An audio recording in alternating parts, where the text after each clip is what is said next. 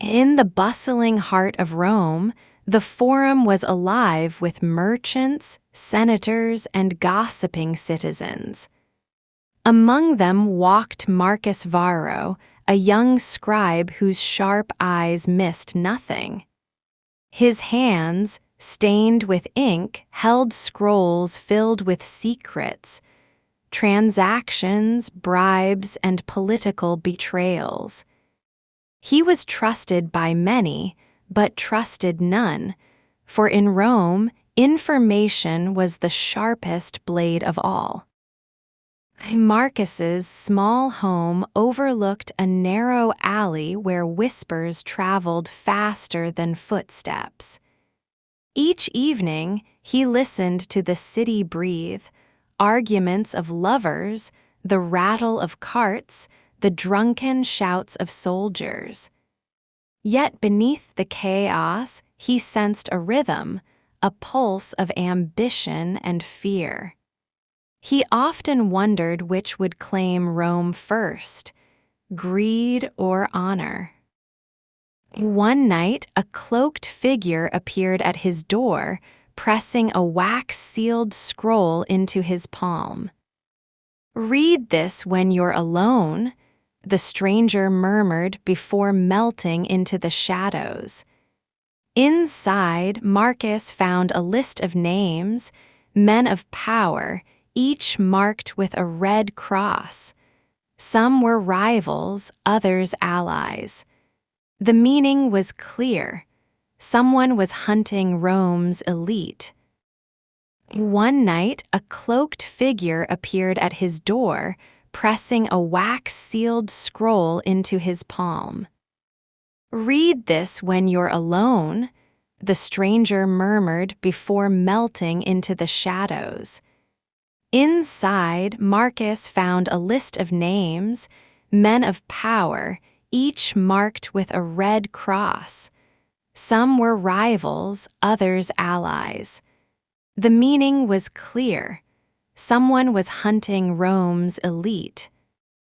Marcus visited his old friend, Titus Flaccus, a retired centurion known for his loyalty.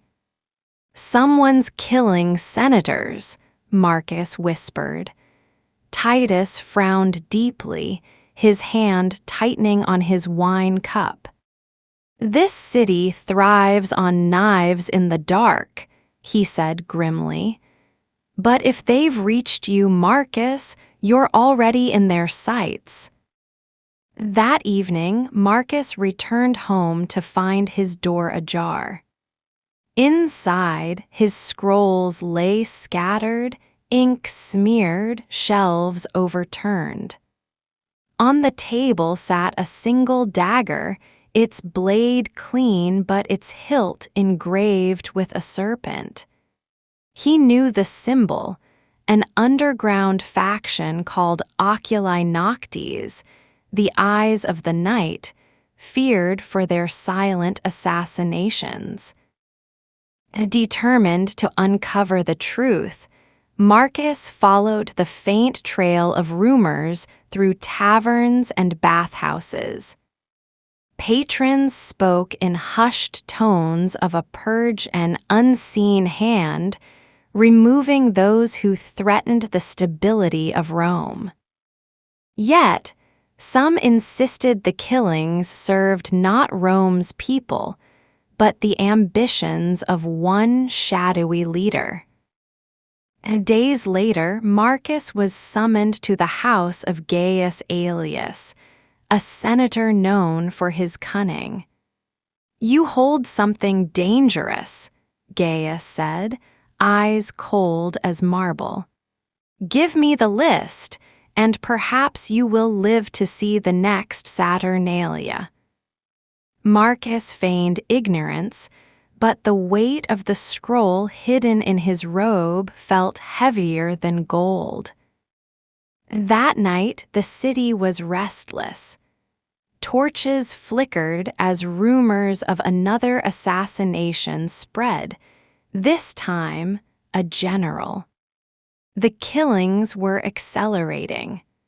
Marcus realized that if the list reached the wrong hands, Rome could plunge into chaos.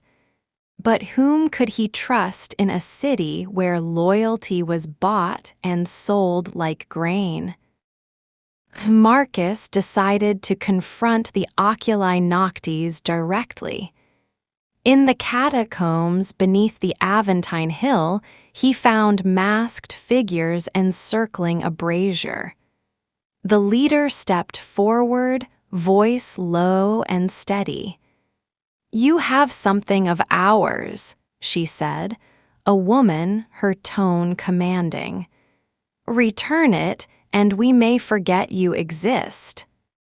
But Marcus's curiosity outweighed his fear. "Why these men? Why now?" he asked. The leader's eyes glinted behind her mask. "Because Rome rots from within. We cut away the infected so the body may survive." Her words were chilling, yet carried the weight of conviction. Marcus understood. They saw themselves as saviors. He left the catacombs with the list still in his possession, torn between exposing them or aiding their cause. Titus warned him, "Once you take a side, there is no turning back." But Marcus knew indecision was deadlier than any dagger. He needed proof, evidence the people could believe. Over the next week, Marcus shadowed senators, observed their dealings, and uncovered a web of treachery, bribery, betrayal, even conspiracies to sell Roman lands to enemies. The list was no fabrication. Every name belonged to a traitor in waiting. But could assassination ever be justice? The next time he met the leader, he tossed the list onto the brazier, watching it burn. "If Rome must be cleansed, let it be done in the light, not the shadows," he declared. Her mask tilted, perhaps in respect, perhaps in pity. She said nothing, only melted back into the darkness. Marcus returned to his quiet home, ink-stained hands once more busy with harmless scrolls. Yet at night, when the city's breath slowed, he felt the weight of unseen eyes. In Rome, the shadows were never far away, and neither was the choice between survival and truth. Months later, during a cold winter night, a sealed scroll arrived at Marcus's door. Inside was no list, only a single name written in deep red ink, his own. Beneath it, a short message in careful Latin: "All men serve the shadows, whether they choose or not." The script was elegant, unmistakably belonging to the masked woman. Marcus realized the game was not over. It had simply shifted its board.